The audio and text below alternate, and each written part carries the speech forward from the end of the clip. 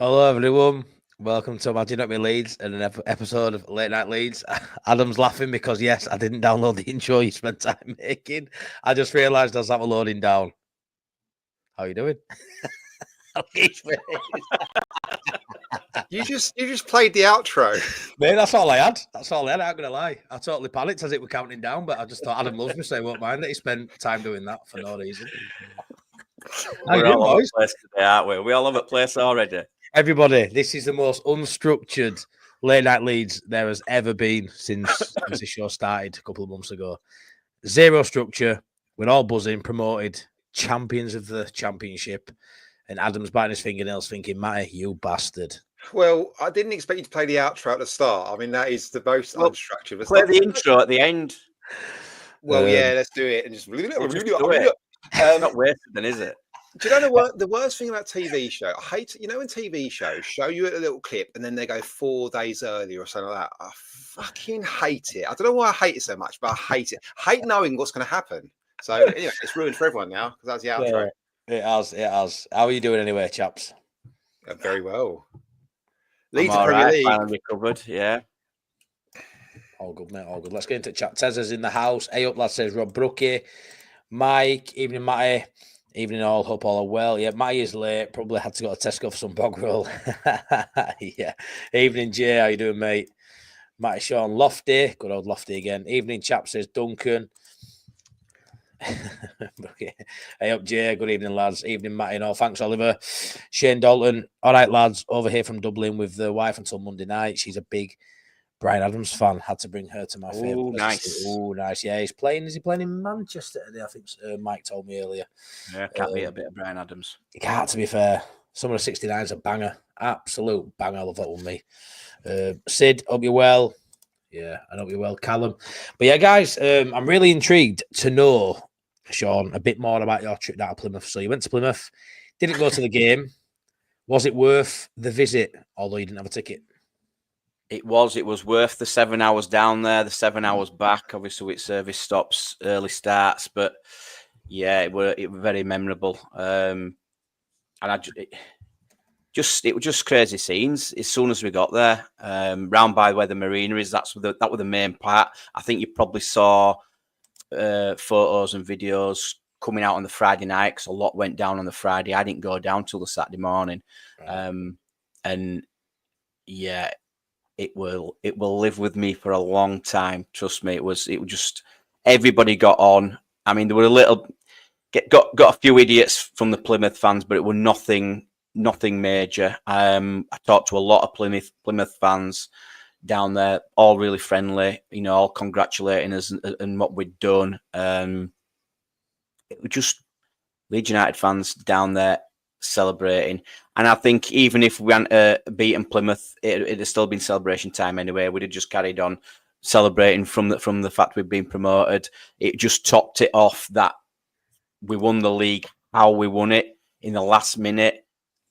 That just sent everybody off. Honestly, it was just fantastic. And even I were there on the Sunday, and a lot of the Leeds fans went home on the Sunday. And there was still the odd few knocking about, and they come over and talk to you. And same. I was talking to a Newcastle fan down there as well. I don't know why. I think probably because I think he lived down there or something like that, or he was visiting. And he was saying it was great to have Leeds United back in the Premier League, and it's one that a lot of the fans are going to look for next season. It's one of the fixtures that a lot of the opposition fans are going to look for. Yeah, it was just crazy. What was the pub like at the end there, Sean? Were people accepted if we weren't going to get a title, or were they all just like still on the edge of the seat? Yeah, it was edge of seats. I literally said to the bloke next to me, "It's over, but at least we're promoted. We're done. We're not going to. It's done. Burnley winning 3-1. At least we're promoted." And then Solomon pops up and scores, and that was it. Then, and it was just nervy times until the final whistle. But it don't matter where we go. It's the same everywhere. We'll celebrate the same anywhere we go. And listen, the pubs, I know for a fact, the pubs made a fortune out of Leeds United fans. The pub we was in alone made £14,000 in that day. I was talking, Wow. yeah, and the one That over the food, road, that's a lot. £23,000, the pub over the road. So we probably funded the Plymouth regeneration project for next year, just in the one weekend alone. Have you seen the? I don't really take any joy in, I would say, like in others' misery or whatever. Like, but there's something so funny about seeing their little setup for their display of champions, Burnley, and all their fans at the end. A couple of videos. Fuck it, Leeds scored. There was something in that was quite funny. It was quite funny. I've just seen what Andy's on about there, where they were diving in, because we were all around by the marina with the pubs. It was really nice. I think it's called the Barbican or something like that. Barbican. And the Sunday, the day after, we walked around there, and it was just floating with plastic cups, and there was this big Leeds flag at the bottom of this marina. Someone had thrown it in, it just sank to the bottom perfectly. So I don't know how long that's going to stay there, but did you get the sense that when you were watching it in pub, like, because I mean, we all said, didn't we? You know, we want to win the title, obviously, after we'd see a promotion. But like, there was an air of that sort of like pressure had gone, and we could just enjoy the game. But as the game went on, it felt like we needed to win for promotion, if you know what I mean. Even though the title was a cherry on top of the cake, it felt huge in that moment. And I honestly, after being no pressure, feeling all right, it is what it is. As we approach 90 minutes, I was shitting myself like it was promotion hanging on it. Is that the feel you got as well? Was Burnley 1-1 when we equalised, when Nonto equalised? I think there were. Then they went 2 and 3-1 up, didn't they? Before because we sort of celebrated then, and that's when chants were going round. You know, once Nonto got his goal, we knew what the Burnley score was, so the chants were going round then. You know, champions again, ole ole. And then it came filtered through that Burnley had scored a second, and it was like, oh god, here we go. We wasn't fantastic, were we? We want at as best, were we? I mean, it's hard to remember some of the game. It really was, but and then when Burnley went 3-1 up, and we were struggling to score, that's when it sort of thought, it's not our day today. But then King Solomon, he stepped up and got it over the line for us, didn't he? Brilliant goal.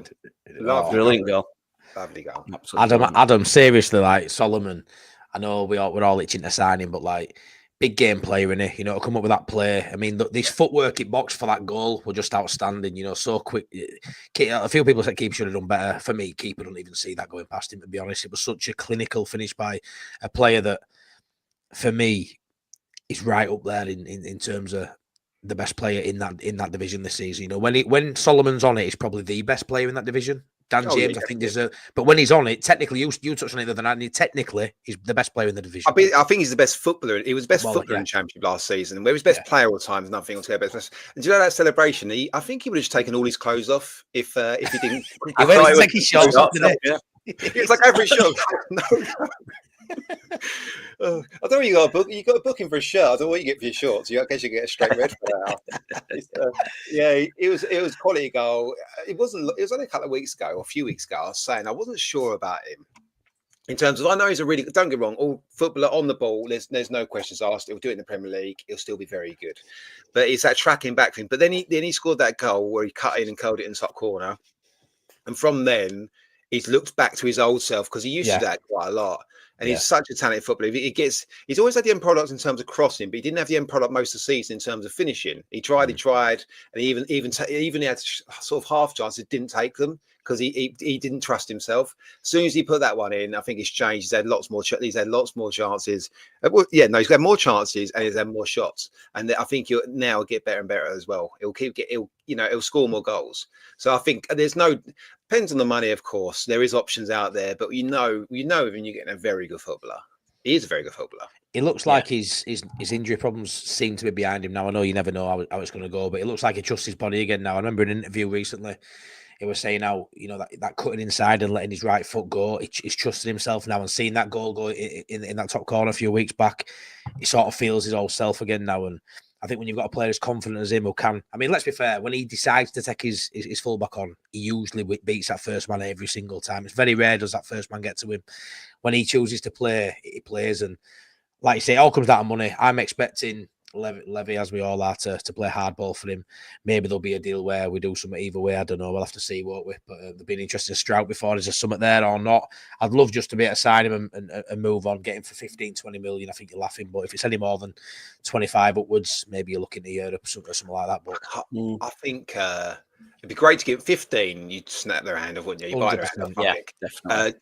20, I can't see Levy. I can see 20 is such an obvious number for Daniel Levy, isn't it? I think that's what it'll go after.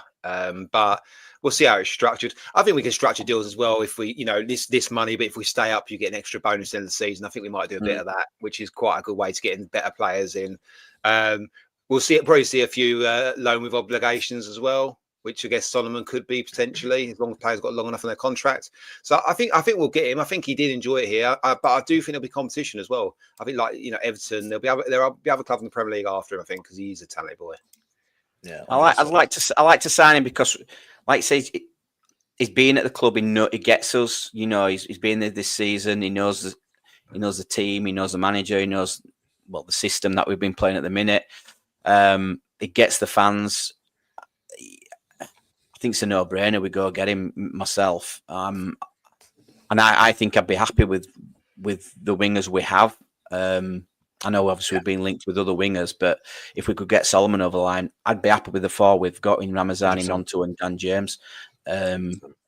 If we don't sign him, then obviously we need to get someone else in.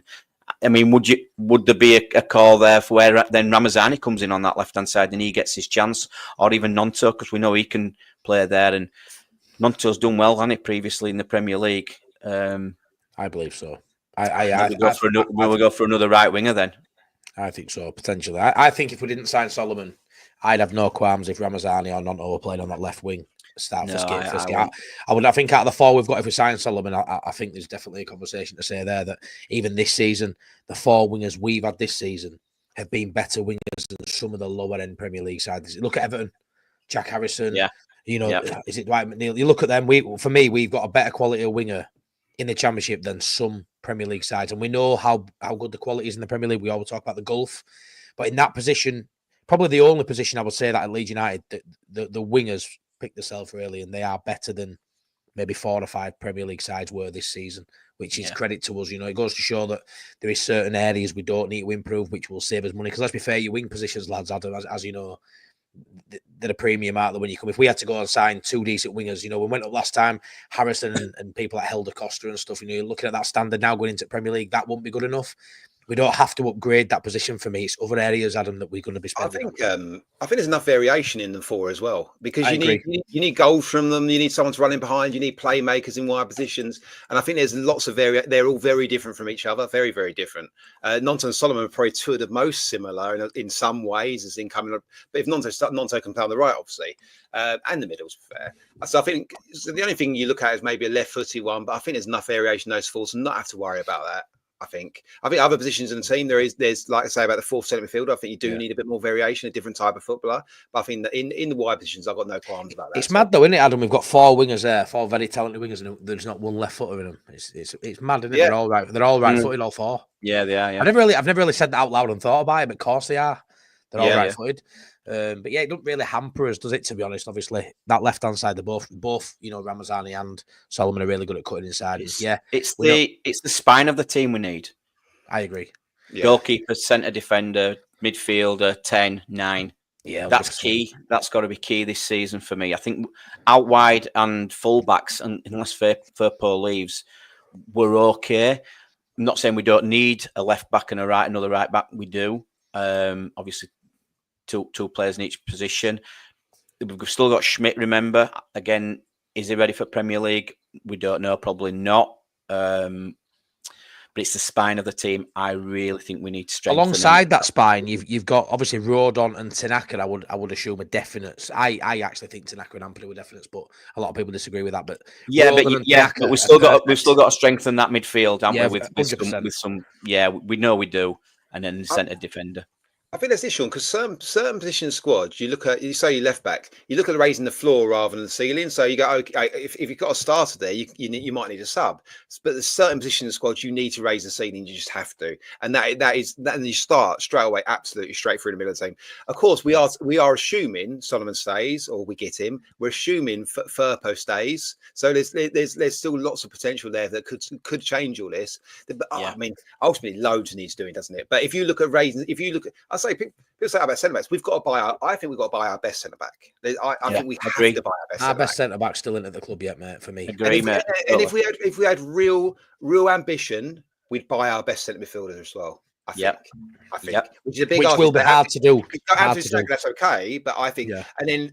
If we play a 10, of course, a style of 10, whether it is creative, whether it it gets more centre field, makes runs the box, big strong guy, whatever it is, and then a striker. And then we also need to get someone that can take free kicks and corners. We just need that person. But that might be a left back, could be a centre midfielder, could be a winger, could be a 10. Just need to actually identify that one guy, whoever that is, that actually is the right player and can take. It's a secondary, but it's important someone can do it. Yeah, I mean, you think our best set piece taker this season were Rothwell, who wasn't guaranteed a start. So I think we're going to have to, because I personally think Ampadu and Tanaka will start the season. So you could say two strikers as well. Yeah, 100%. What would you say to this one from Andy? I had hypothetical with Joe Blackburn that marquee player could make a major dent in our £1 million transfer. Okay, we don't actually know the amount. I've heard it's 100 million. I've heard it's 200 million. Maybe it's somewhere in between. I've also heard talks today that we're willing to break the cap and get a points deduction, which I think is a load of bollocks. There's no way we'll risk that because that 2 or 3 or 4 points that some people get will be fucking 15 for Leeds United. So I don't see that happening. I think no matter what, obviously if you go out and spend 30 or 40 million on a player, it's going to make a dent in any amount. But you've got to do it. You've got to. Yeah, but you've got to remember, guys, it might be a structured deal as well. It might not be 40 million there.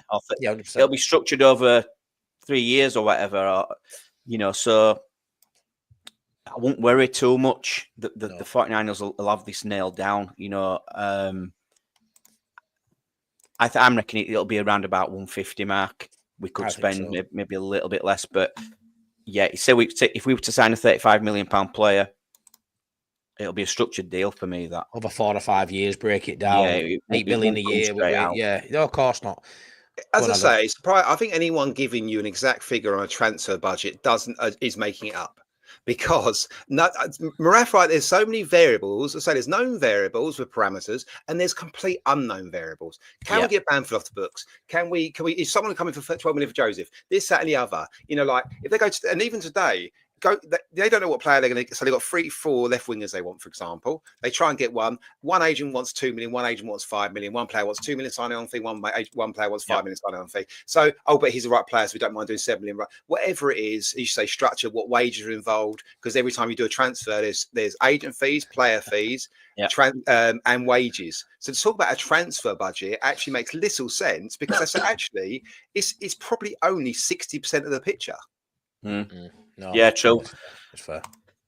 I like so you could put 15 million down on a player and then 10 million next season, 10 million season after. It's always happened, hasn't it? But like you just said there, and there's all sorts and agent fees. We know about agent fees this season, don't we? We've spent the most on agent fees this season in the Championship. What's it going to be like in the Premier League? It's going to be through the roof, isn't it? Well, we did agent fees last year. We did something like 9th in the Premier League whilst we were in the on budget wise while we're in the Championship. We did 18, 19 million, whatever it was. 18 million or something, 16 million. Yeah, I can't remember exactly what it was, but it was a lot. It was an awful lot. But that's that's getting rid of players and signing players. So there's lots going on because we were in Championship. We were working with players' budgets in terms of or wages at least. And with their agents in a Premiership way, because we didn't have any choice. Because we were trying to get Premiership. Joe Rodon's a Premier League player; he just is. We were paying him a lot of money, quite rightly, because he is a Premier League player, and that's how we got out of the division. And that's same with Solomon. We paid high wages for him, and he gets the winning goal to win the league for us. Yeah. So sometimes you've got to gamble on these players. And then your turnover shoots up 150 plus million.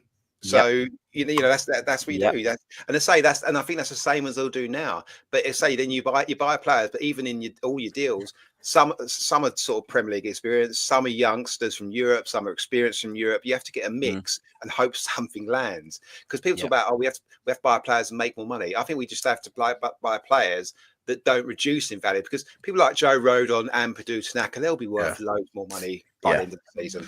They're worth more now, just the fact that the Premier League players next season out, they're already up in value now. So yeah, I agree with all that, Adam. Bang on, mate, bang on. I don't think we're going to go below 150 million though. I think, and I said this in one of my video, and I'd like us to retain a little bit, and I think they will, just in case. He said they're going to spend it all on, didn't he? Yeah, but for me, you can't leave yourself short. What if it don't work out and they have to get rid of Farker and a new manager comes in and January comes and you need the new players in? I think we're going to need to hold a little bit back just in case. The problem is. Sorry, Sean. The problem is it's like it's all about financial fair play, where it's called at the moment, profit sustainability, whatever the hell it's called. Yes. Like we are going into a rigged game because we have less power, less monetary power than most teams in this league. Yeah, and it's a rigged sport. And it's openly rigged. They're all telling you, "Oh, it's fine. We did it for you to look after you in the championship." No, our owners are richer than all your owners, so don't worry about us. We were short 10 million. What they would have done, like they did, is put 10 million pound into the club. So don't worry about us losing money. It's either sustainable or it's not, and it was always sustainable, regardless of your funny little rules. And now it's a rigged game. And so do we? Yeah, like Matty said, do we actually break that, or do we? Because I don't. It's never about cash flow. It's not going to be about cash flow ever, because we've got cash. We'll always have cash. We've got so many rich people in our club that will always have cash. It's just about trying to play within their rules, their game. You said that it's like a Super League. Newcastle, Man City, it's all the same. You know, it feels like Super League, doesn't it? When they were trying to bring that, and it feels like that again, doesn't it? Like it does exactly that. It's not giving It's not giving anybody a chance really to sort of break into those sides really, because they're just not allowing it. Capping us. This is why we've got to be so clever in how we spend the money and maybe not just go blow it all. Look, it's the 49ers. They're going to be clever, and I understand what he said. They're going to really push it, didn't it? Did Parag? But yeah, he did. If anyone can break the mold, lads, out of these promoted sides staying up, it's Leeds United, and that's not just being biased.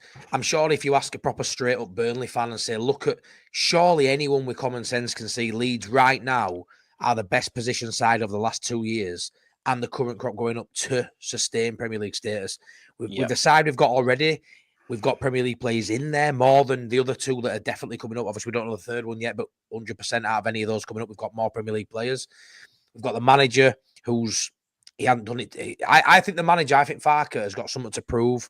So I think you're going to see the best version of Farker. He's never had a club like Leeds United before. Yeah, there's a pressure, but he hasn't had the players capable of staying up. For me, he went on a hiding to nothing at Norwich, and everyone really with a brain cell knows that he were always going to struggle with the money they spent, with the side they had to stay in that division. I think when you look at the stadium plans, when you look at what Parag's saying, he speaks very aggressively when it comes to Leeds United going forward. He always has done. He's always spoke aggressively. We're going to be active in window. We're going to push it. I think, we thought in January, why haven't we spent now? I think we've seen going up, getting promoted, and looking at the plans for the stadium and what we're going to do this summer. You've seen why they gambled. They always had confidence to go up. And now, because we didn't spend any unnecessary money in January, you can see us now spending right up to, whether we do or not, Sean, right up to cap. We don't know, do we? We spoke about the other day, Adam. We don't know what that last penny is. They may tell us it's the last penny, and they may hold back 30 million for January, as you say. I don't know. Yeah. But I think we have to back the 49ers to get it right. They've got almost every signing right since they've come in. 100% stake since they come in. Who they got wrong? Jed Spence, but at the time it was still a good signing. It just didn't work out. I can't name a player really we've signed where they haven't worked out really, other than that. And do you think we're signing players for this system that we've been playing, or we're going to play a different system? Because that's what's worrying me. It's the system. Same system for me, mate. I just think it's going to have to work in the Premier League. I don't, because I don't think fullbacks can play as high. The fullbacks can't play that high. So we play 4-2-3-1. We're just not as attacking. I don't know. But I think the fullbacks can play as high, because Well, because I say you always leave the 2 centre backs and 2 centre midfielders back, right? They're always behind the ball. Like that's the recovery. I think they can play as high, but what you need is a more mobile centre midfielder to cover more space.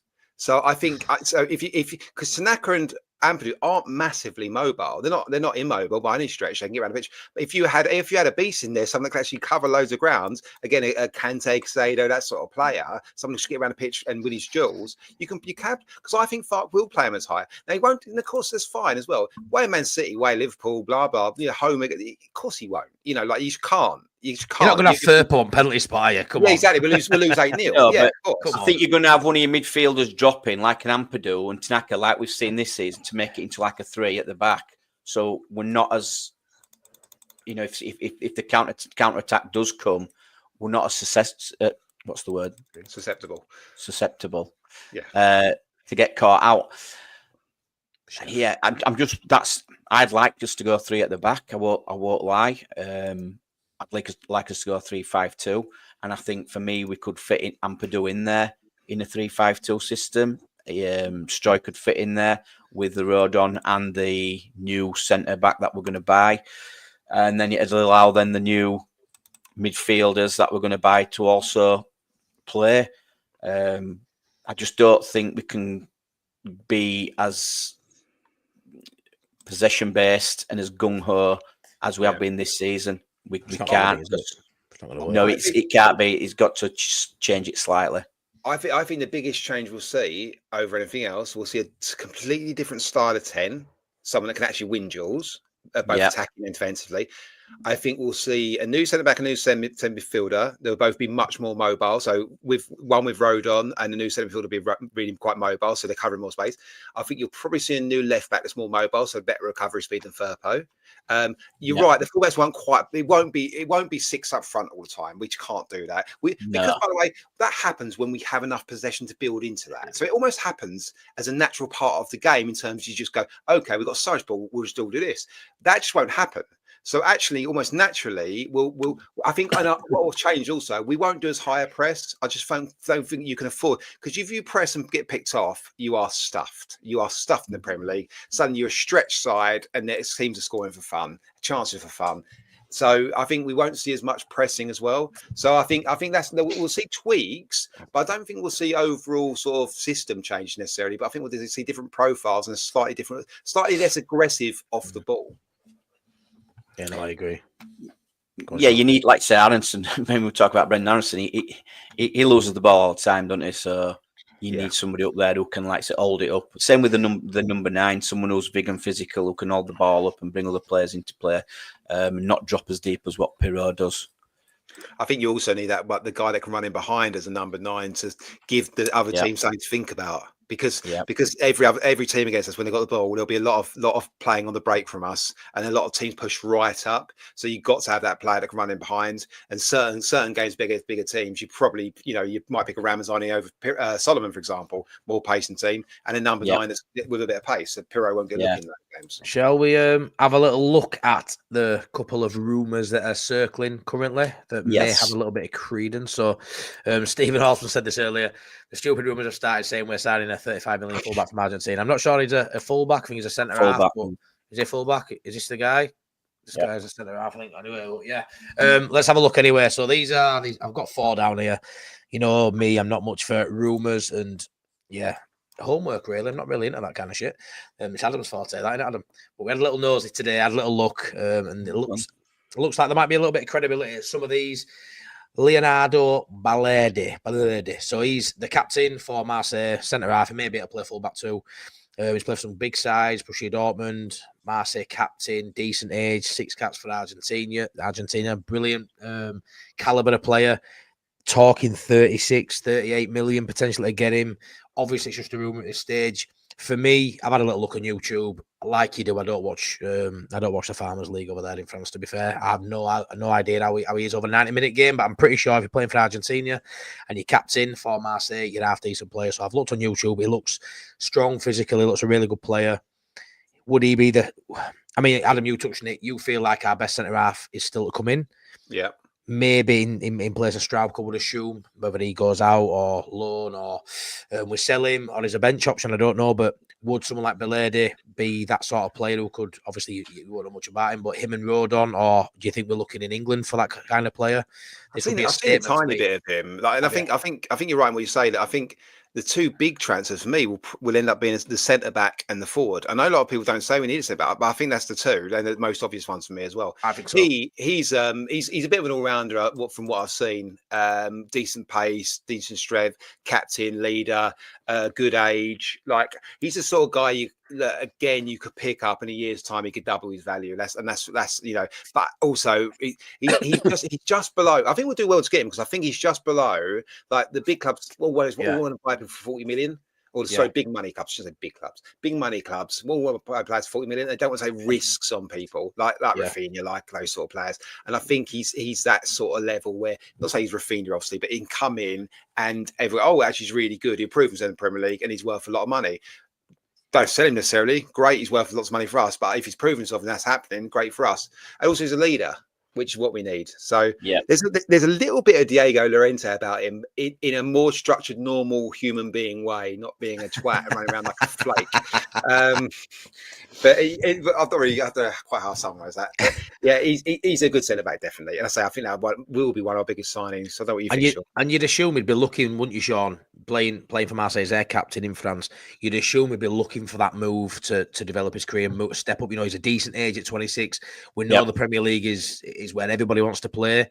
That's right. Surely he'd be looking at making that move across to England, you'd assume, mate. Yeah, I mean, I read a report today. It mentioned about obviously playing in Champions League with Marseille. Not sure where they're sitting at the minute. Let's have a look. So they're second in the league at the minute, and that could be a problem, then, couldn't it? That could be the issue if these players want Premier League or do they want Champions League. He's been at Marseille for 6 years, so is it a time for him to move on? Do Marseille want to bring other players in, which they are looking at, which could be a factor, which means he might not get the game time he wants. It's an interesting one to keep your eye on, and I think it all depends on what Marseille do in the transfer market. Can a team in France, Sean, turn 30+ million down for a player, though? Do you know what I mean? That's it, innit? That is it. Can a French side turn 30+ million? I don't know if they could. It's massive.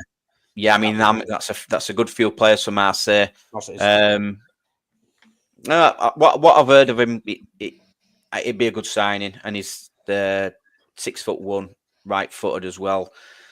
Like I say, he's been at Marseille 6 years, captain.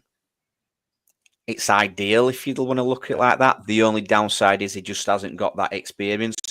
Yeah. But again, he's played Champions League, so End of the day, he hasn't got experience in England, but neither's a lot of these players we're going to be linked with this summer. Tanaka didn't have an experience in England. Yeah, he's already played in the Championship.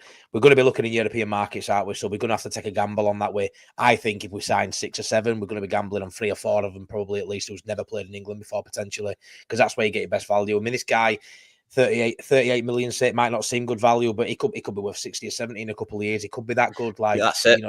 And how many players have we missed out on in past? Exactly. I mean, we're looking all the right places, don't we? You know, we really do, and we didn't pull the trigger on a lot of them, and then some of them have gone out to be top ballers, aren't they? Listen, they've done the scouting on him. They've been watching this guy for a long time, so I'm sure, you know, any worries probably been ironed out, you know, and they must be signing him, or must be wanting to sign him because they know he can just step straight in. In an ideal world, that's what we all want, isn't it? Yeah, it's funny that Nigel's put William and Ben Mee, for example, out of contract. It's just funny we're talking about Belady, then you see Ben Mee. Like, Ben Mee's a very serviceable player, but not for me, no. Like you say, I really, really want an outstanding centre half. And like I say, I don't like to come on here and waffle on like I know this Belady guy is. It's just a little touch up on internet, what anyone can do, but he looks a very capable player. I'm hoping these are the sort of caliber of players, Adam, that we're linked with going forward in all positions. I'm hoping so. Do you want to move on to the next one? I've got down here the one that everybody would love us to sign. It's Lionel Beto, 27-year-old striker. Everybody knows this one. Is it a load of rubbish? Is it right? Is he good? Is he shite? I actually wouldn't mind this signing based on the fact that I think he's not going to be too much money. 15 or less, hopefully. people are saying if Everton are going to let him go to Leeds United, what's that say about him? But I don't think it's that bad a deal for Leeds. I think people need to remember, Adam, where we are as a club. I mean, how do you rate Beto? I think he's got a lot of decent attributes, but he's still not the finished product. But let's be fair, if he was a world beater, we wouldn't be linked with any of the players we're linked with this season, have we? So there's always got to take a little bit of that for me. But Beto, Adam, go on. He did quite well last season. He scored 7 goals, and in I don't know, like it was a few games, but lots was substitute. 14, 90 minutes it equals 7 in 14 minutes, mate. 14. Yeah, no, that's good going. He's a decent all rounder. He doesn't really get many assists, but he can do the bit where he does hold it up. He can head the ball. He can run in behind. And he's the type of striker I want, as in he's a bit of a nuisance. He's very Bamford-esque in that. The centre backs know they're playing against him. He's mobile. He gets around the pitch, puts himself about. I think he's a type of striker we need. And I don't know that we can do any better. And I agree. You can watch him some games. You go, oh, it's a bit of, dodgy touch and all that. So 25 million, no way. You're right, Nige. But the right value. It's funny when we do that, by the way, isn't it? 17 million, great. Not so nice. 17 million, 17 million, great. 25 million, no way. It's like we don't. Again, we don't know how much we've got to spend. Like any of that stuff. He's just but he's a good all rounder. Premier League experience, which is good, important. Yeah. But whether Everton will let him go with all the players going out, I know they're trying to get Richarlison. We've been linked with Richarlison quite heavily as well. I've seen several reports, but I think that's proper pie in the sky. I think it is. I think this sort of level player, I think he'll do a job for us. It's not going to be anything too riveting, exciting, but he'll do a job, and I'm not sure we can get hope for much better at the moment. That's where I am at. Yeah, I agree. But he's a type of striker. Obviously, I've wanted for a while. He's strong, 6'4", like it is there. 6'4", mate. Can mix it up. Which is what type of player we need. We need someone who's good on set pieces, or is going to cause a bit of trouble. In the box with set pieces. It's pacey. I'm not sure about him holding the ball up, but it's a different option for us. That's what I like about this type of striker. Yeah. His goal scoring record's not fantastic. I mean, 14 goals and 68 appearances for Everton's not great, is it? He did really well at Udinese in Italy when he was there, highly rated there, which obviously got him his move to Everton. Maybe it's just not happened for him at Everton, and you got to remember Everton's been shocking past few seasons. They've not played really well until Moyes has gone back. Let's be honest. I mean, maybe that's played a factor as well, as the system suited him. Who knows? But it's an interesting one. And again, like what Adam's just said, Premier League experience, and it's what we need, and that physicality. And Farkas touched on it. We need that physicality in the Premier League. He's not a player who's going to get pushed off the ball easily. I'd say yes to him, or if we can do slightly better, it's the type of striker we need. Yeah, I agree with that, mate. Attribute wise, the way he is, as physically, he's tall. He's fairly quick.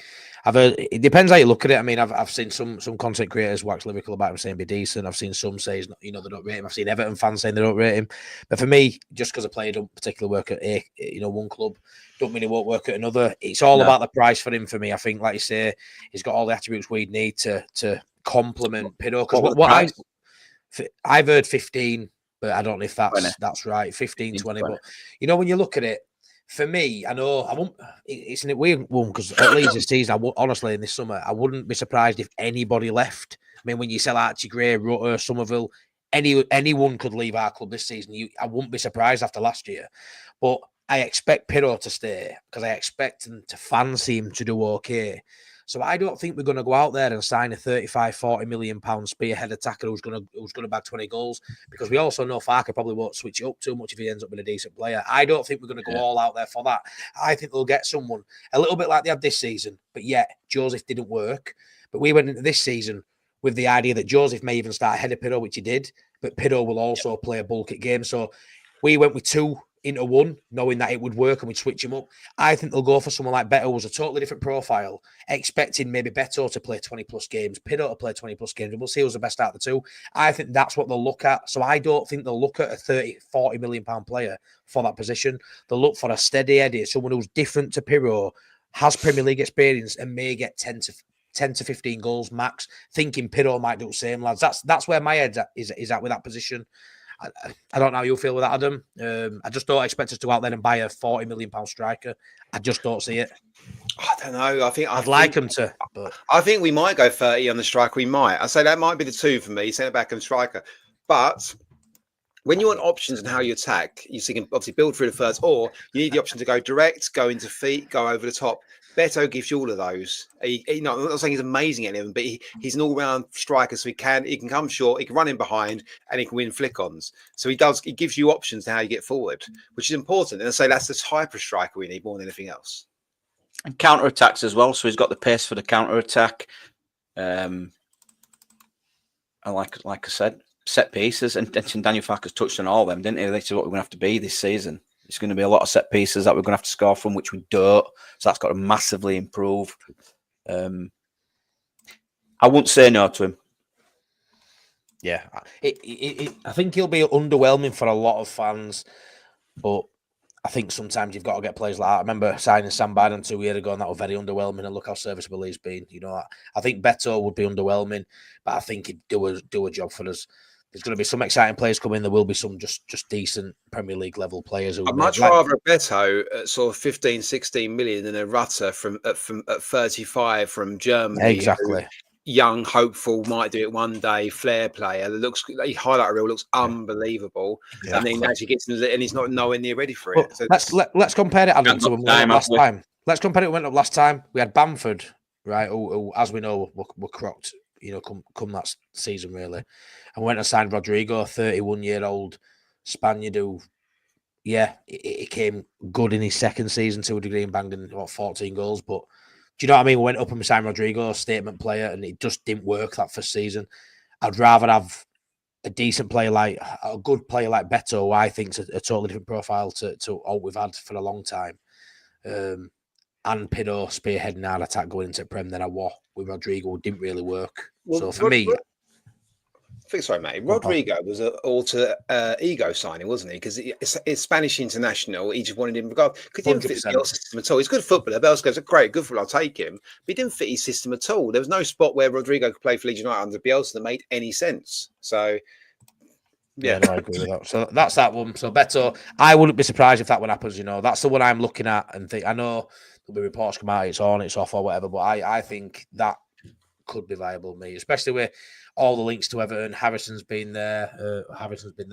Kinnear's going there. Just wouldn't surprise me, that one. So anyway, we'll move on to the next one. So this is another one come out today. Frank Honorat, right winger, 28 years old, so a good age, in his prime. His stats don't look brilliant there. Overall, in terms of Gladbach, 7 goals in 48, but he's a bit more of an assist merchant, I think. But you can touch a bit more on this, Adam. This season, he's been out injured. When he's come back for that last 15, 16 games, his stats are for a roof out of the body. I think I saw a little bit of Brest, and then he's obviously moved to Germany. He's not really hit the ground running until lately, but he's always had what he's got. He's a really good crossover football. He's all end products in terms of assists, free kicks, corners. He strike and he can shoot as well. He strikes a really good football, and he's got a lot of assists of late. And it's shown through what he's good at. He works hard. He's quite. I mean, he's not sort of player that's going to drag you through the game, but he's gonna get his assists. He's a bit like Jacob Murphy at Newcastle. Not quite that level, obviously, but end product. He's not going to beat 3 players, but if you get the ball in the right position, he's going to do the right thing with it. There's something to be said for that. Yeah, no, I agree, mate. This season I think his stats are 15 games or 16 games, I think, out the Adam. I think he got 3 goals, 9 assists, I think he won in those 15 games. So he's around 12 G&A in 15 games coming back from injury. And he isn't an injury-prone player. He just had an injury this season, I think it was. So he's not someone who predominantly has injuries, but he's had an injured season, but he's come back and I say 9 assists, 3 goals is pretty standout in 15 games, to be fair. So exciting player potentially. The only thing high on chances created as well, just looking then. Is it? Quite hard. Chances created, so he just creates chances for other people. He delivers a brilliant ball. You get the only thing with him is he is very much a right midfielder. He likes to get it out of his feet, look up, and curl in the football. He doesn't really particularly like the left. He doesn't play in the middle. He likes the right, knows his angles, and he delivers a great ball. So you are buying a footballer really that's really. I say he does corners as well, but he does want to play on that right. He is that option. So, do we think he's only coming in, Adam, if we don't get Solomon? Do you reckon he's I potentially? I don't think he's the guy though, because I don't want to move. I like how simple Dan James's game is on the right. Literally push it past someone and run, or run in past them and have the ball. I don't like Dan James on the left particularly anymore. I know we didn't see it last season, but I'm glad we got away from that, because he loves to cut in and shoot on the left, and he's not that fantastic at that. Just getting past the guy and let him roll it across choose his pace. Always use your pace as in running behind. So I don't think he's a replacement for Solomon, because he doesn't want to play left. You get him and Dan James plays on the left as a replacement for Solomon. I don't really like that either, because left wing has got to be a creative player. He's got to cut in and create. Could move to left, couldn't he? And Honorat could play second fiddle to James, right? Maybe. Yeah, no, there is. I think that might be an option, because he's such a different profile to James. I think we might do that. But are we going to spend the money needed on him if we're calling him a backup right winger? I can't. So it doesn't quite. A squad building doesn't quite work for me. Even what he does is the corners. That's what he adds. Massively. Yeah, so is he a better crosser of the ball than Dan James? Then yeah, definitely. He's right-footed as well. Yeah, he's right-footed. So maybe that's what they're looking at as well. Like you said, set pieces. This is where you get your value, though, isn't it, Sean? These sort of players, he's 20, he's a good age. He's playing at a decent level, but this is where you'll get, there's no English tax on play like this. This is where you'll get better deals than looking, at Premier League sides currently. But yeah, I don't know. It's one to look at. I've seen a bit about him today. It seems to be out there that we're looking. So yeah, interesting. It's Mönchengladbach as well. Yeah, exactly, mate. Yeah, I mean, I'm not too sure. I haven't dig too far to see if he were there when. I mean, how many games? No, he won't there actually when. No, but there'll be a lot of people there who Farker knows if he wants to have discussions with, etc. It's that German link in it. Of course it is, and I expect a couple of Bundesliga players definitely, 100%. Adam, there'll be 2 or 3. Maybe coming in or at least being spoken to. Although that's definitely a league and a market we'll be tapping into for me. So this could have legs. This one could have legs. Yeah. Like I said, I'd rather sign Solomon and be done with 4 wingers. I'd be quite happy at that. There could also be credence that we sign Solomon, we sign this guy, and maybe Aronson goes out and somewhere along the lines he fits in, as a 5 into that. So we'll have to see what we. But last one we've got down in terms of these players we've been looking at is Georgios. Let me just get rid of that. I hate saying this name. Vagianidis. Vagianidis. I don't know if I'm saying it right. Really good age. There might be some people in chat who could tell me a bit more about this guy, but I think he's playing in a semi-final. I think a cup semi-final for Panathinaikos this weekend. We've got scouts going out to watch him this weekend, but so have a host of other clubs. I think one of them being Everton, because Leeds are linked with them. Everton have got to go out and watch him like they do with everybody. Talented player, really good going forward, decent at the back apparently. The bits I've seen again on YouTube, looks a decent player, but they always do on YouTube. But yeah, looks potentially a player we are looking at. You said earlier, didn't you, Sean? Would we be looking at right back with Bogle? For me, yes, because is Byram still going to be there? So we're going to have to look for a backup left back, probably 2 left backs, definitely a right back. Someone like this young age playing in Greece. I don't think he'd have any issue coming over and playing second fiddle in our Premier League side at that age and pushing Bogle. From what I've seen of him and where he's seen where his career could go, he looks like a decent prospect. So for me, it's out there in the ether with some credible sources. Maybe this is one to sort of hang your hat on as well, lads. I'd be happy with this. Yeah, he's going to be covering. He's going to be, like, second fiddle to Bogle. I thought Schmidt might have been second fiddle to Bogle, because I liked what I saw from Schmidt. But if they rate this guy and he's got a good name for himself and he's only young, obviously up and coming. I don't think he'll be a big fee either, by it looks like. I can't remember what I seen earlier, but it wasn't a huge fee. It's a squad player then, isn't he? He's just going to be a squad player, and yeah, potentially. Again, I don't know not about him, so I can't really comment. But again, if they're looking at this guy, was not a huge fee, mate. It was like, I guess, single millions, like 5-6 million, was it? 7 million. I think in my head I've got 12. In my head I've got around 10, 12. See, because when you're talking about it as a backup, I just don't think we'll spend 12 million on a backup right back. That's the thing. But but that's all. It's all speculative in terms of the numbers as well, isn't it? Of course it is. So it could have been in euros as well, which takes a little €7.5 million. Is that what it is? Yeah, I've got that mixed up with someone else. Then, so there you go. So that then that does have legs all of a sudden, because you're talking about £6 million or whatever, £5.5 million or whatever it is. Yeah. So yeah, that's a possibility. No players coming to play. No players coming to play second fiddle in a World Cup season. Squad players with fair competition. Yeah, but I think at that age when you're playing in Greece, yeah, is he an international? 4 caps, I think, for Greece, mate. Yeah, 4 caps for Greece. But like I say, still get in there. Yeah, I mean, if you're a decent player, you know, I don't think you'd look at.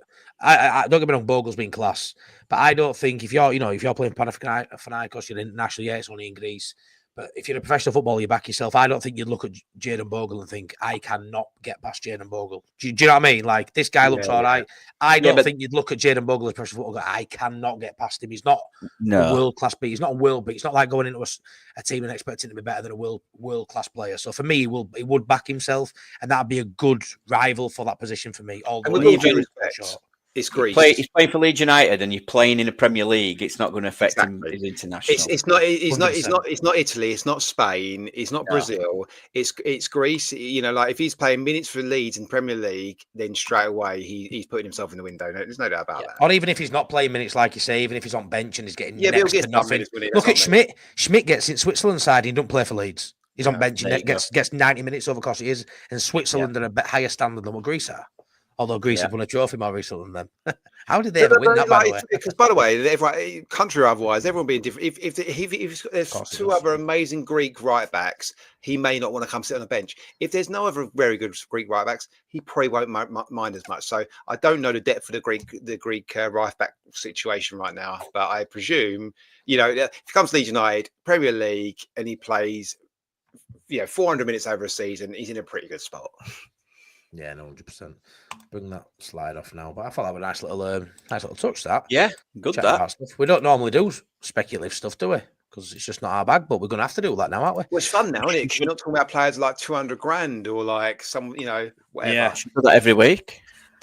No, true. Let me have a look at some of these I've starred. So, again, this from Andy. There you go, mate. Who won the Banksy? Do they hand it to themselves? Well, somehow we've got to get it from Adam's house to Sean's house, haven't we, buddy? Hang on a minute. There we go, boys. How good would that be? I'll tell you what happened on that. I was losing the will to live a little bit, so I have to go on. I download the chats. That's fine. Then it goes into an Excel spreadsheet, and then AI. If it always works, I say pick out and if it looks like this, and it does it. And I go through and then I have to input it into a table, because it doesn't really take that long. And because you can also say with AI, any of those scores actually 1 point. So you tell them how you win points. But anyway, so you get lost in that. And then we missed the late night leads. And so I got the scores, I looked through it, and there was no great difference to anything. And Sean was so far clear. I thought, what am I even doing here? No offense, Sean Healy. I don't care if you're 8th or 9th. Yeah. Sean and Wilco White had already won it. I don't want to pick it on Sean. Poor Sean. Sean and Wilco White had won it. He was so far clear. The only one who could catch him was me. I wasn't going to catch him. I knew what I had. So that was it. And Matty was wherever Matty was, in mid-table. Matty was, by the way, that's the probably most interesting part. Matty was the worst. Anyone that played it every week, anyone that played it, probably shut up, Adam. 2 in 3, beat Matty, who played every week. I've just got a lot going on with kids, and just, it is what it is, mate. But yeah, I was shocking to say I played every week. I think I finished 7th, which I'll take. More about Greek right backs than Leeds United. That's what we found out tonight. No, I know more about Greek right backs with the name Vaj than I do. Yeah, you're right. You know that. I know more about footballers called Vaj. Anyway, we'll move on. What Nigel said here, have you got to touch on this, Adam, in terms of what's happening behind the scenes at Leeds United with Kinnear going? Have you got the director of football is Underwood now, isn't it? He's been moved up from operation something. But I think Leeds United work a little bit differently. I think when so Kinnear was the MD and he oversaw everything football. So, and now we've got, what's who's new MD's name? I should know it. I don't know it. American, used to be at 49ers. If anyone's got any interest, go on his LinkedIn profile once someone tells me his name in the chat. Go on his LinkedIn profile and read it exactly what it says, word for word, about scouting players. It's really quite interesting, actually. It's all stats based and how he does it. Also, things will change a little bit, and I don't think we'll have a director of football. I think the setup's made now. You've got Peter McCormick's coming for the Premier League as well as some sort of executive. So I don't think we'll have a director of football per se. I think the MD has more say than other clubs over the football side. Because Marath is overall chairman or CEO, whatever he is, and the MD, and then everyone below that. Mostly, obviously, there's operations, a couple of people. Most they seem to have a decent football. Because obviously, Steins has gone, Jordan Miles has gone. Why don't I know Leeds United chairman's name? None of us do. The new one. None of us know. Yeah. He was there. He was there already. He was in operations. He was. I'll tell you what it's called if I can find the news. Robbie Evans? No, Robbie Evans. Yeah, Robbie Evans. That's it. There you go. Well done, Oliver. Well done. So if anyone goes right on, no, actually, you talk because I'm going to bore people with this. I think it interests me. I like the fact that they've promoted within as well. Obviously, like Underwood, he's been there years, hasn't he, at the club? I don't give a shit about all that, mate. I don't know much about him. I just know that he's been there for a long time at Leeds United, and the fact that they've seen and looked and thought, yeah, this guy's got something, and they've promoted him. I like that a little bit. I do. I like it. Again, it's continuity. It's continuity. It should be a sort of a family-run club, which no one can be a family-run club, but there should be opportunity. There always should be opportunity for people. That's how business works. You got to promote from within. So Robbie Evans, by the way, so he's I'm going to bore everyone with this. Yeah. Get ready. This is his LinkedIn bio. So it says, develop and help execute an evidence-based strategy for long-term success for a football club, integrating qualitative and quantitative information into plan recruitment and squad planning. So that is our MD, right? So he is going to get fully involved in the squad planning and squad planning, and right. And by the way, Red Bull own 10% of Leeds United. I can't see now that we are the biggest club I own part of right now. I know Red Bull, blah, blah, whatever they are, but we just are. So I can see their scouting system coming into his help. I can't see why it wouldn't be. Do you think they employ people like Steinson to Red Bull so it gets to get their wages off Leeds' PSR? No, to be honest, Steinson's very much on the overall start, and he has been the main guy behind getting involved in the Rangers stuff.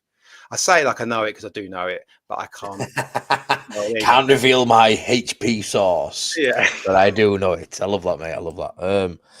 Any credence for Everton signing Firpo now Kinnear's there? I would be gobsmacked if he went anywhere in England, mate. Gobsmacked. Yeah, I would as well, and I'd feel a little bit. I don't know, a bit let down by Firpo if he went anywhere else other than staying with us in Premier League. I think when he's been shaky, Alex has been linked as well, hasn't he?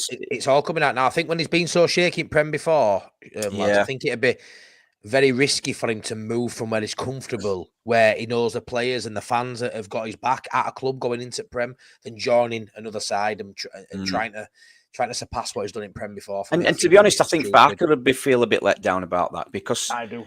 We could have binned him off. We could have been because he were crap on him when we got. Well, we were all crap when we got relegated, but stuck by him, and he's playing some of his best football, probably his best football in his career now.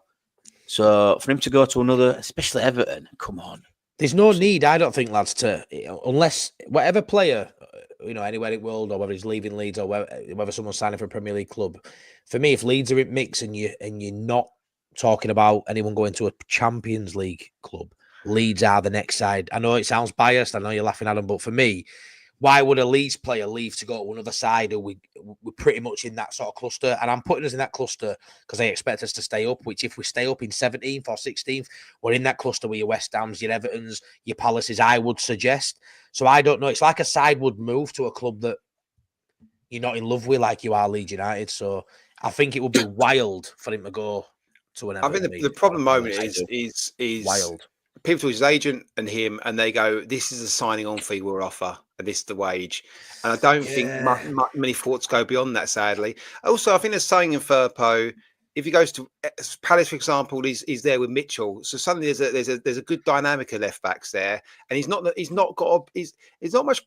it depends what he wants, doesn't it? Because it's not much. If he's second fiddle to Mitchell and he comes on when they need a more attacking left back, there's less pressure on him there. He can take his probably more money from it, more money signing on. I think other clubs are offering more signing on fee. So I don't. But I think he will go back to Spain though. That's what I mean. That's all about betters, aren't they? I think he does love Leeds legitimately, but of course he will love money as well. He does drive a bright pink Lamborghini as well, which is quite. There isn't that incredible. You ridiculous. walk down the West Stand and you see all their cars sitting there. Isn't that incredible? You see how nice all those cars are. Yeah, apart from his, which is a pink Lamborghini. Or Yeah, it was once upon a time, whether it is now or not. If he goes for money, then obviously don't love Leeds United like I thought he did. I mean, if I'm Firpo, I am leaving. I ain't gonna lie. If I'm Firpo, I'd leave now because I'd leave on the ultimate high. Because for me, it's not ever going to get any better than it is right now for Firpo. So I think he should probably go for himself. I'd love him to stay. I also think Firpo will know if he stays at Leeds United, they're going to bring in someone to rival him, not to complement him. I think they're really going to that left back spot. Even if he stays, they can't bring in someone like a 23-year-old Greek international to sort of be there if needed. I think they need to bring someone in who's ready to go, who's potentially better than Firpo. I ain't sure if Firpo wants that when he can go and be quite comfortable over in Spain at Betis, where he's been linked with for the last 12 months. So I'll be gobsmacked if he's here. I want him to be here though, lads. I do. The thing is, he's suited Spanish football, isn't he? The slower game, put your foot on the ball, get your head up, have a look. Like in the Premier League, everything's so fast, and I think that's where he came unstuck a little bit last time. Everything's moving million miles now. You got Salah running one side, Diaz running. It's a nightmare. Can you be asked, mate? Yeah, that is the point. Can you be asked to Doku to run it? Yeah, can you have to? Oh, you're marking Saka. Don't worry, you're marking Saka this week, but don't worry, next week you've only got the Mo Salah. Can you be asked? If he's playing left back for Everton next season, he's going to come up against the rapid Dan James, isn't he? So that'd be interesting.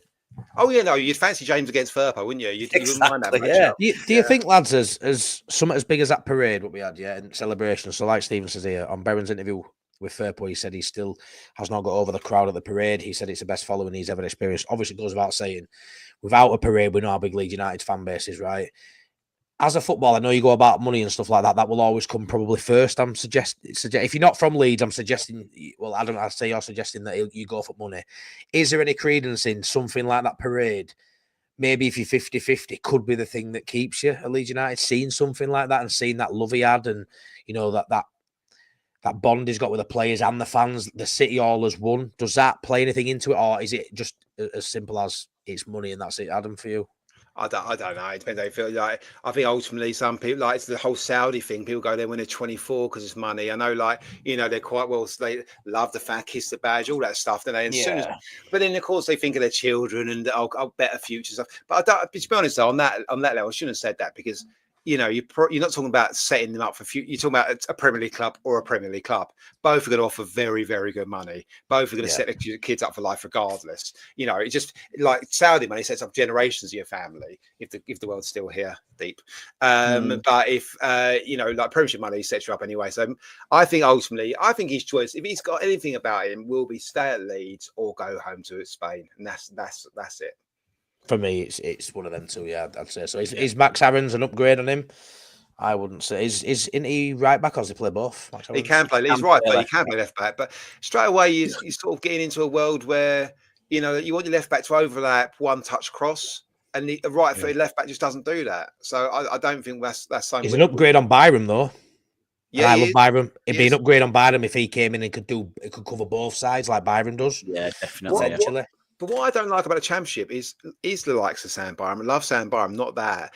But when our left back's not fit, playing a right foot there could change our dynamic completely. You can't. Solomon picks the ball, one touch to the left-footed left back, just whips it in. It's simple football. When it's right foot, and you've got to cut back every time. The game just stops, and we can't do it. So in the Premier League, we need two left-footed left backs. It's because fullbacks are so important.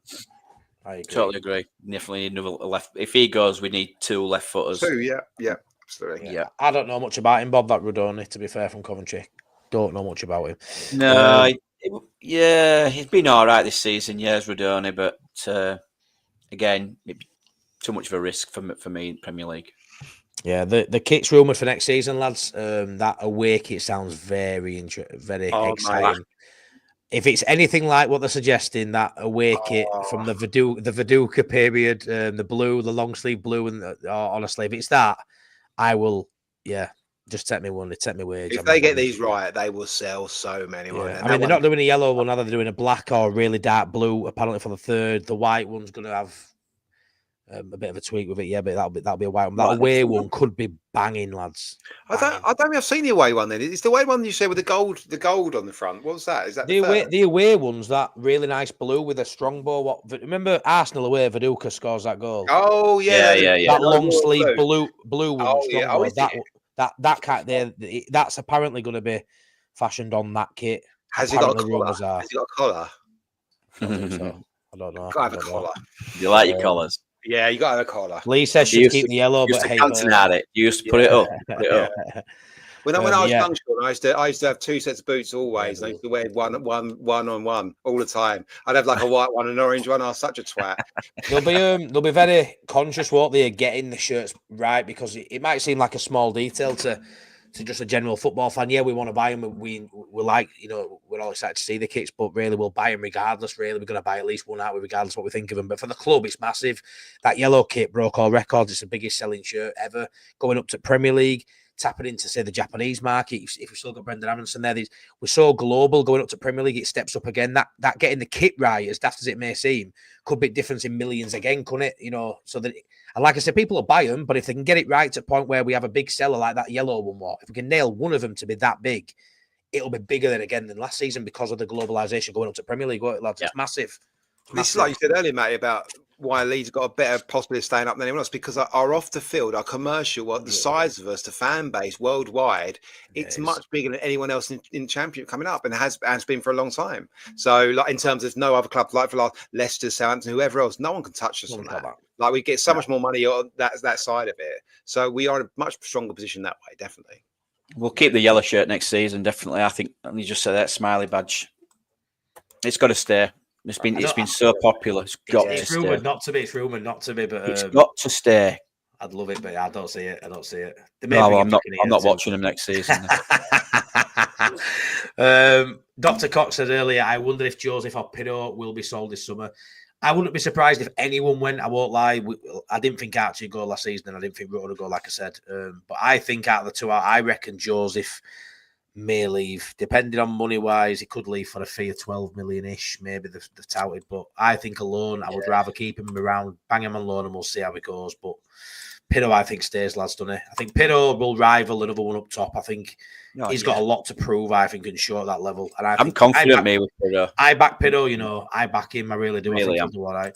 And for me, if you throw in Talon on Pirro and you're saying he's got no chance, you've got to be saying the same about Farker then for me. Do you know what I mean? Like, you look at it, you go, we've got to give Farker a chance. He deserves a chance. Pirro deserves a chance. Of course. Massively. He deserves a chance as much as anyone. He really struggled first year, and he worked his socks off to get to fit the system this year. Top goal scorer, 19 goals. Yeah, we've had an odd game where it might not have looked at it. He's got a few games without a goal. He's a striker. Guess what? These things fucking happen. Like, it happens. He's played so well this year for me. He's very underrated. And I think at Prem level, he'll still know what goal is for me. I would back him. I think he's most improved this season. He's been improved massively this season, hasn't he, mate? He's the most improved player from last season who's still at the club, yeah. 100%. Of course, yeah. He'll score goals in the Prem still. He'll have impact because he's one of those players that can have an influence in one touch, two touches. Because he's that good at what he does. He's that good at one touch finishing. So, anyone can do that, can influence a game of football. Thing is, Adam, like they say, what Richard said, I've seen this, teams in Holland looking at him, right? I get this, right? But if you're Pirro, maybe next season if you don't get no game time, but why would you leave with a buzz in the city right now and going up to Premier League? He's never going to get a Premier League move for me, Pirro. He's never been touted for one. Why is that? Maybe because, no one took a gamble on him. He ain't going to go to a top team at a top, German league or whatever. Why would you go to Holland? Because he's from there. I just don't see it. I think he'll want to give the Premier League at least a year and see how it goes. I don't think he'd leave right now. I don't think we'll get offered enough money either.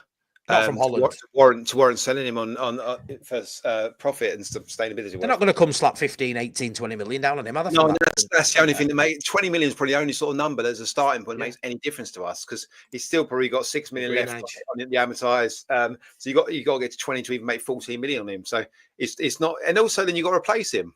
And actually, his profile is quite good. And I say you won't get a much better finish than him if you find one. Yeah, I don't think you probably will. And he's again, you build profiles to build a squad to have options. And actually, he's as a squad option, he's really, really good. I think because he's different. He is.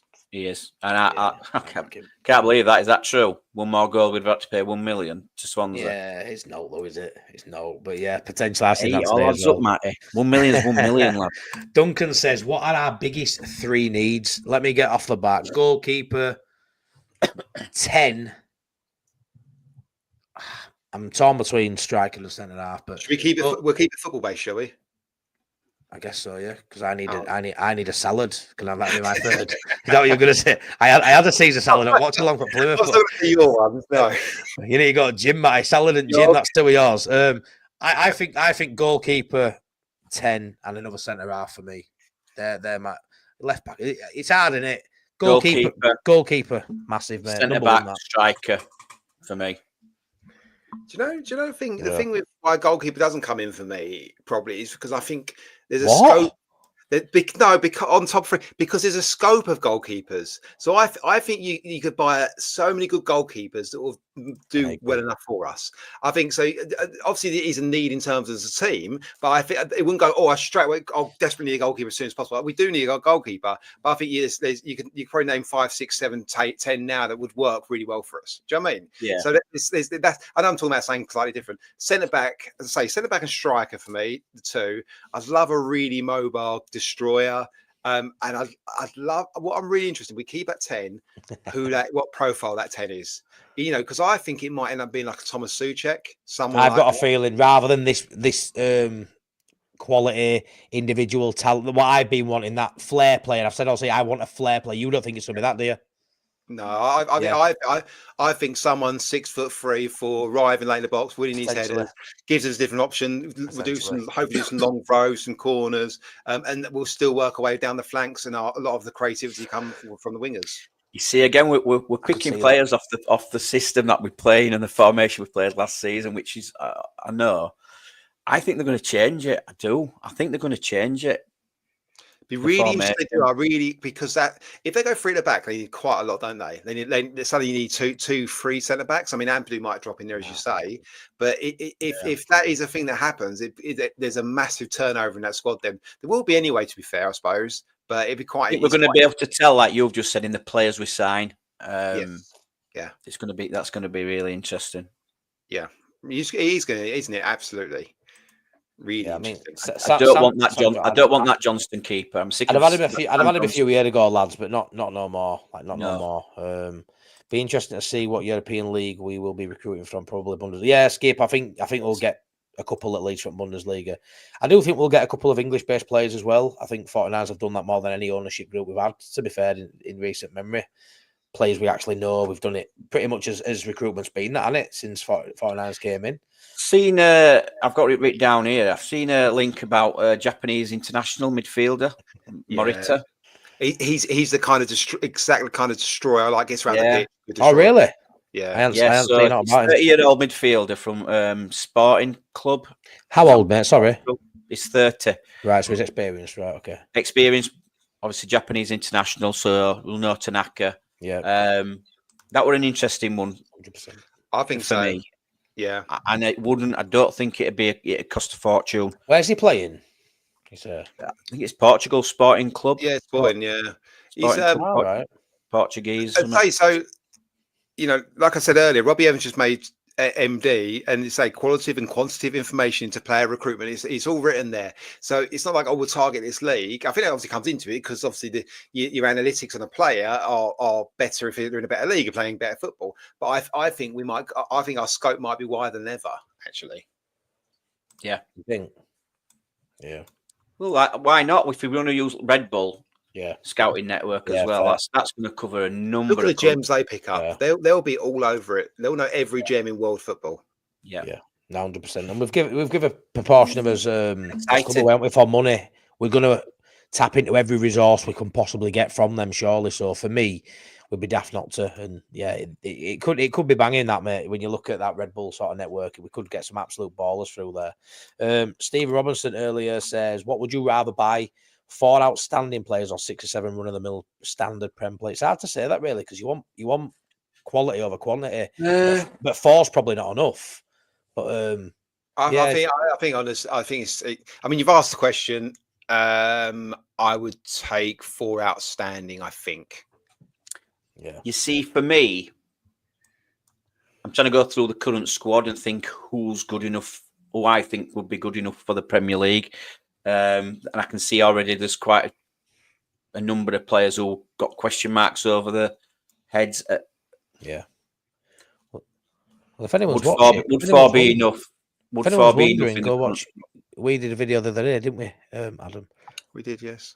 Buy, sell, keep, bench, loan, blah blah blah. So go check that out. Snog, marry, avoid. It was, yeah. No, but off the bat, Sean. I did watch it. I did. You listen enjoyed to it. That. You enjoyed I it. didn't agree with any thing. Bollocks. Off the bat, Sean. Just on top of your head. How many holes is he in that starting 11 for you? How many holes is there? If you went through that 11 now, just you off the bat, will you not been involved the other day?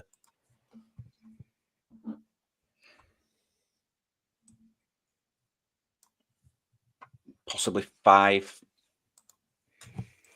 Yeah, so goalkeeper, another centre half, a left back, 9, 10. 9 and a 10. That's 5, and possibly another centre midfielder. Yeah. But again, I thought you said that. It's harsh because you were saying Ampadu Tanaka, would they be good enough in the Premier League? Some say no. Got to take a gamble. It's the fact Tanaka's not played in there before in Premier League. Ampadu has in bits, hasn't he? So I'd say it's 5 or 6. It's tough, isn't it? Right. Would you keep Rothwell, Sean? Would you keep Rothwell? No, I'm going that we don't sign him and we get someone put that money towards someone better. I think again, that's what we discussed the other day. I'm sure you like. It's just having a different profile centre midfielder. Our DMs are going to be DMs this season. Like whoever the two are, we can't have the luxury of a Rothwell in there. It's not really luxury. It's better than that. Don't get me wrong, but I think you need a mobile destroyer. That's what you read as a completely different option in there. You know what? I'm a bit disappointed about with Rothwell this season. He didn't score any goals, did he? Yeah. No, he didn't. Yeah. And he came with the, I thought he scored a few goals for Southampton, and if he'd have scored a few more goals, any goals for us, I might have thought a little bit different that he could probably. Well, he got 4 for Southampton from January onwards, did he? And he, full season at Leeds, he didn't really like scoring, to be honest, did he? Yeah, and I think his corners and free kicks were a bit inconsistent at times as well. Although when he got it right, he got it really right. But there were games where he got it wrong. And that's the same with Gruev as well. When you look at Gruev corners, they're a bit inconsistent. Yeah. So we need to be more consistent with his free kicks and corners. What Richard said here, serviceable goalkeeper is ideal. We said that with Darlow coming in at championship level, we need a serviceable, keeper who can just do basics. Can we get away with that at Premier League? I'm not saying Darlow is good enough to start for us in Premier League, but does it have to be, like you said earlier, does it actually have to be a Kelleher? Does it have to be a Nick Pope? Or can we get a Darlow, but an improvement on Darlow?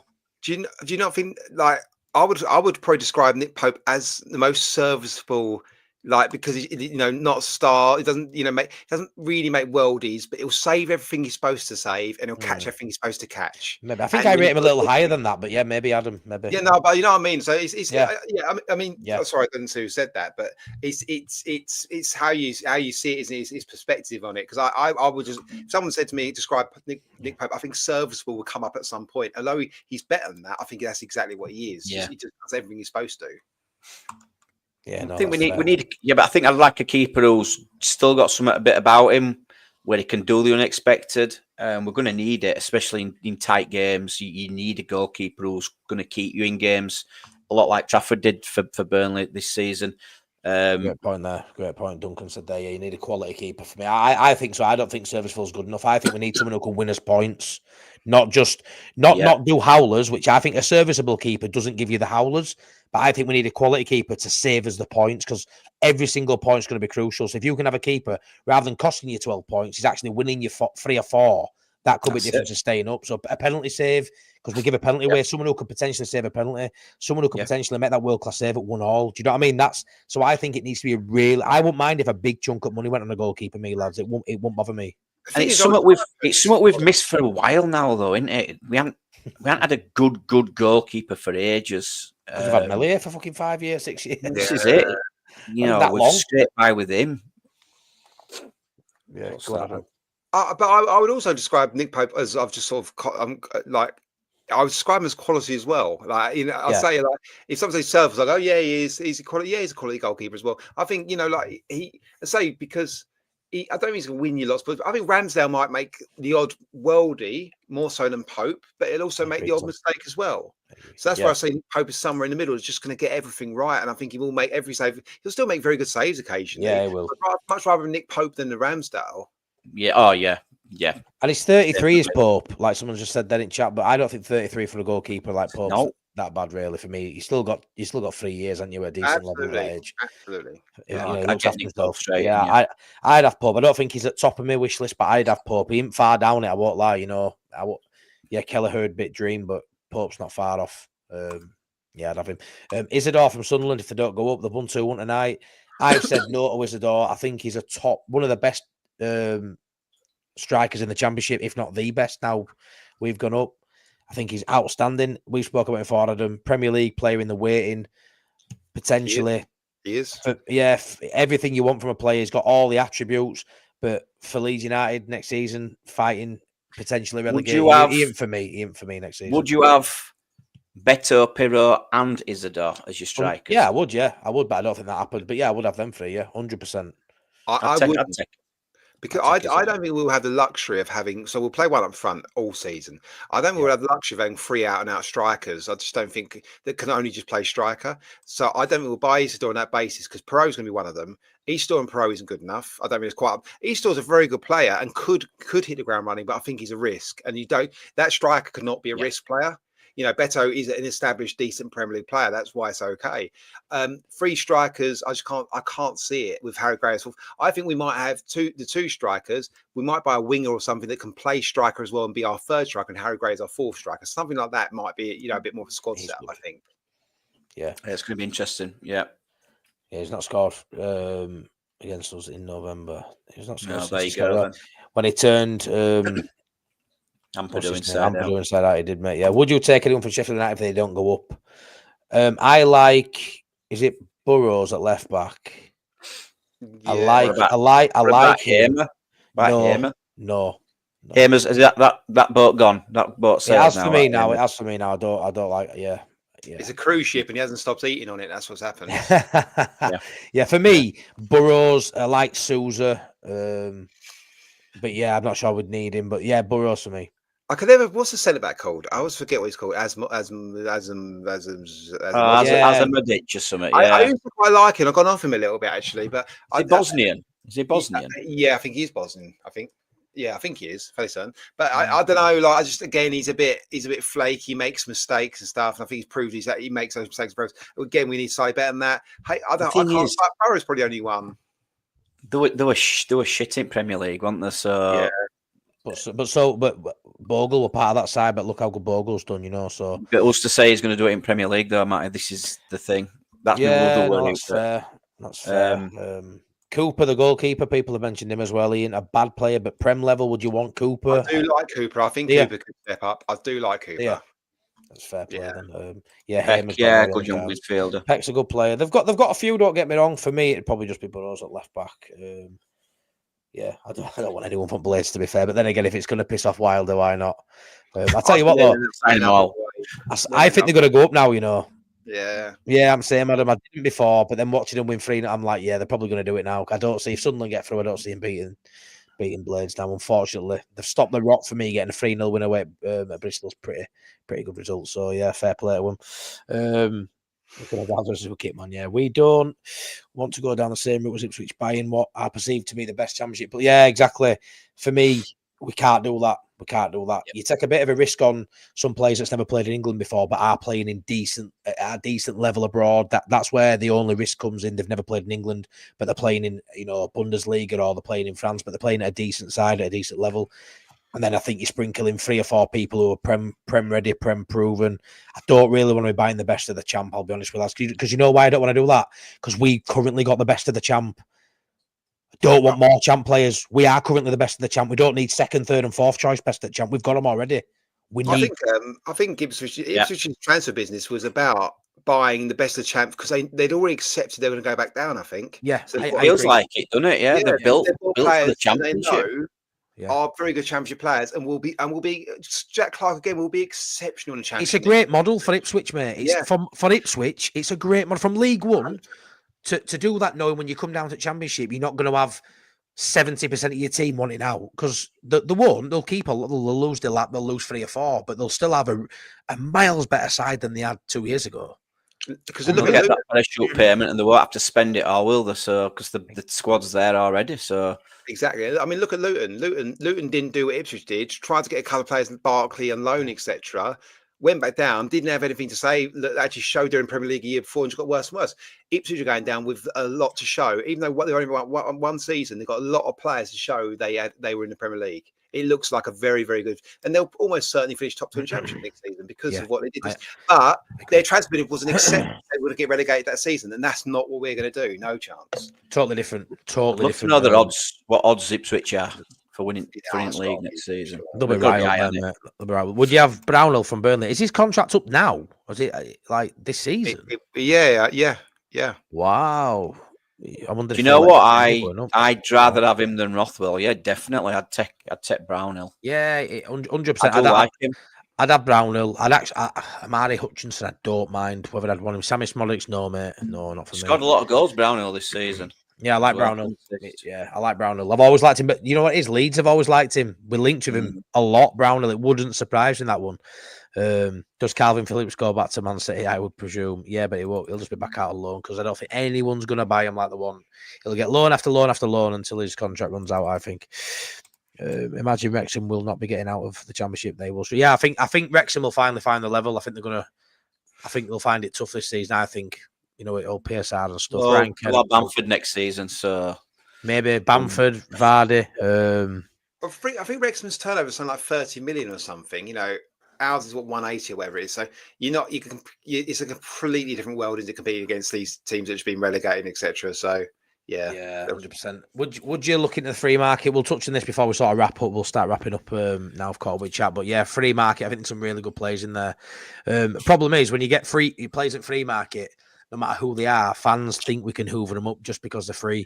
I've seen people, I've had a few messages last few days saying we'll sign Jonathan David because he's a free transfer. Jonathan David is a Champions League player. Just because he's on a free transfer does not mean he'll come to Leeds United. Would I have him in a heartbeat? For me is exactly what we need, but we ain't get Jonathan David. But there's players in that free market. Like I really like the look of Kyle Walker-Peters as someone who's coming in and rivaling Bogle, someone who can play left back as well. I really like Semedo from Wolves, a bit more experienced, a bit older, maybe willing to come in. Adam, go on. Semedo is a really good. He's class, really he's good. Lightning quick, experience. He starts there, it'd be brilliant. Walker Peters, Ben Davies out of contract as well. I'd have him at I think it's great cover. Imagine if we went and got Davies and Semedo. Imagine if we just signed Davies and Semedo off the bat. What a start! And that's that midfielder from Everton, Decore. Yeah, Decore. Yeah. That'd be 3 outstanding signings for. Yep. No money by the wages, and Decore, Davis, and Semedo. Right upgrade on Rothwell, Byram, and Firpo. What an upgrade that'd be. I think Decore again would be the Farker 10 potentially. Gets around the pitch, can win. He's not that tallest, obviously. Win headers, but he's physical. So I think he may be an option in there. There's Cresswell at West Ham. I think he's free now at left back. He's a little bit old now. Cresswell, but another player who's played probably 200-300 Premier League games. There's a few out there, when you look at the free. There's a few. To be fair, on this, by the way, Davies, lots of it. Everyone at Spurs has loads of injuries at the moment because, if you listen to any Spurs fans, they'll say the same as lots of people say about Bielsa, overtraining, it's too competitive in training, blah blah. And actually, Ben Davies' injury record under Ange is better than most of them. Wow. Yeah. No, it would be a good compliment. Not an upgrade. It'd be a good compliment to Firpo. I would agree with that. Cresswell, 34. Yeah, he might be a bit past it, to be fair. Yeah. 120 grand a week. Who's that? Richo, we've been Everton. Is that Decore? 120 grand a week. But yeah, I think there's definitely some people we can tap up in that market, 100%. Matty, where did the favourite word short vid come from today? Love the way your mind bounces about. Bob, it literally come from nowhere, mate. I literally just for some reason had limoncello pop in my head, and I absolutely love the word limoncello. I've never even tasted it, but I really want to. So I thought, how random's that word? Has anyone else got any words that they love? Limoncello and clementine are my two favourite words, and I don't know why, because they're both fruit, and as you can see, I'm fucking allergic. I don't know, mate. Yeah, lads, can you work out my head? I speak to you on the daily. Can you work out how I work? No. I've just switched off then, just as you start talking, mate. You're knobhead. Oh, you twat. You absolute knobhead. I love it. Right, well, anyways, an hour and a half, right, with no structure. And we thought this show needed structure, but we've done well there. But yeah, it's been very speculative. A lot of rumours and a lot of bits to get through, but this is how it's going to be, I suppose, over some. We've got some good ideas moving forward for next Friday's show. We're going to try and bring some segments back in. Got some good ideas, but yeah, it's going to be quite speculative. We've got no reviews to do, no previews to. Obviously, can't wait for the first pre-season game, which seems 10 years away. But we'll keep churning them out and we'll keep going. But yeah, I think that's it. Anything to touch on, boys, before we leave? No, limoncello is not nice. Richard's spot on. Again, as Richard is is limoncello? always, he's right. What's limoncello? Is it not nice? No, it's horrible. Is it? It's like it's like bloody cough syrupy, crappy, strong there. Nah, it can't sound that good and taste that poor, mate. It can't do. It's just lots of things. Limoncello. Sounds class, doesn't it? Who likes marmalade? No. Nah, mate. Paddington Bear, doesn't it? I ain't had that for years. Marmalade on toast. My mum used to make it all the time. Nah, mate. It's no good for me, is that? Nah, mate. I keep away from stuff like that. Real butter. Always real butter. Real butter. Of course, mate. I eat that with a spoon. Lurpak. I eat that with a spoon too. Lad. You got to put that on my sides to get through the fucking door. Lad. Anyway, guys, it's going down the garden path. It's like I've got Priestley on here. Anyway, right, we're going to leave it there. But no, I enjoyed that one, lads. Like I say, we'll touch on a few more transfer bits and bobs as the week's going, I'm sure. But yeah, it's been good. Thank you so much. Good numbers tonight. Great numbers tonight, actually. Thank you so much for being here. I don't know when I'll be next on. But yeah, we'll see how it goes. Take care, everyone. Yeah, we will do. Thanks, Adam. Thanks, Sean. Please go check out Wilco White's. We've not had Danny in tonight, banging the links in, but Sean at Wilco White's, you need to go check him out. He's miles better than me at this shit. So go check him out for some really detailed stuff. Really good video on the review of the season yesterday or the day before. So go check him out, please. Much love. Take care, everybody. Look after your sends. Bye-bye.